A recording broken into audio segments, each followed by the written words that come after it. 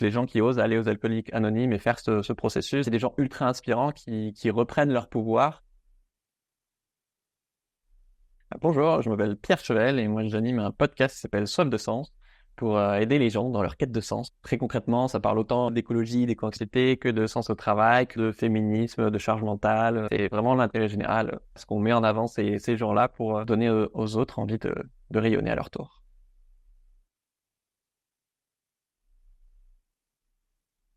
De par mes thématiques, forcément, je suis souvent en contact avec des associations, avec pas mal de podcasteurs écolos notamment. Donc, j'ai entendu assez rapidement quand ça s'est lancé. Et du coup, je me suis tout de suite dit, oui, évidemment. Moi, j'ai trop envie que ces sujets-là deviennent mainstream. C'est trop bien qu'il y ait plein de podcasts qui parlent de tous les sujets. C'est aussi un podcast, c'est comme ça que j'avais découvert à la base Baleine sous Gravillon, et c'est aussi une asso qui fait de la sensibilisation aux enjeux de biodiversité, notamment dans les écoles ou autres. On parle beaucoup de climat, mais la biodiversité, c'est souvent un truc qui est un peu mis de côté. Et c'est assez incroyable. Par exemple, il m'apprenait que il y a des chauves-souris qui sucent le sang. Genre, ça existe vraiment réellement. Ou que les chats, en fait, c'est vraiment une catastrophe pour la micro-biodiversité. Parce que c'est pas fait pour être un animal domestique en temps normal, mais voilà, changer notre regard sur le rapport aux animaux, et parce qu'on va devoir, de gré ou de force, réinventer notre relation au non-humain, et du coup, c'était vraiment passionnant. Moi, j'ai choisi de parler d'alcool, ou plus exactement de sobriété. J'ai interviewé la journaliste et autrice Claire Touzard du livre Sans alcool, qui raconte comment elle, alors qu'elle est blanche, diplômée, supérieure, etc., c'est pas forcément le profil cliché qu'on imagine sur l'alcool, mais en fait, l'alcool, ça touche tout le monde. Beaucoup de choses qui allaient mal dans sa vie étaient liées à l'alcool, mais elle n'avait pas forcément identifié.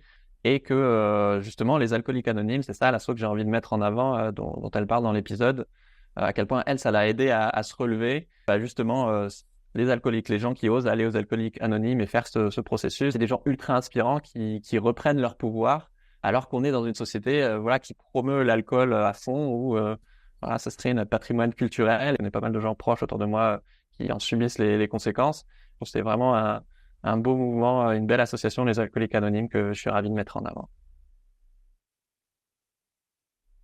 Pour moi, la générosité, c'est mettre tes talents au service des autres. Et il y a plein de choses dans lesquelles tu es plus fort, ou peut-être pour toi, c'est des qualités, c'est super facile pour toi. Donc moi, c'est créer du contenu, c'est simplifier, c'est vulgariser des enjeux complexes. Je suis ravi du coup de le mettre au service de causes qui me tiennent à cœur. Souvent, on est dans une société hyper individualiste, et moi, les premiers trucs qui m'ont fait m'engager, c'était purement égoïste, parce que ça me fait kiffer en fait, parce que je vais découvrir un monde que je connais pas, parce que je vais rencontrer des nouvelles personnes, et c'est ultra enrichissant. Et donc, même si tu es hyper égoïste, en fait, être généreux et s'engager, aller passer 2 heures dans une maison de retraite à parler avec des personnes âgées, ouais, tu prends des claques d'humanité. Ouais, pour moi, ce serait qu'est-ce que tu as envie de vivre comme expérience qui fait briller tes talents, qui, qui pour toi semble peut-être pas grand-chose, mais qui en fait peuvent vraiment changer la vie de quelqu'un. Par exemple, donner son sang, juste en donnant 30 minutes de ton temps, on a tous ce talent, entre guillemets, mais tu peux sauver jusqu'à 3 vies, quoi.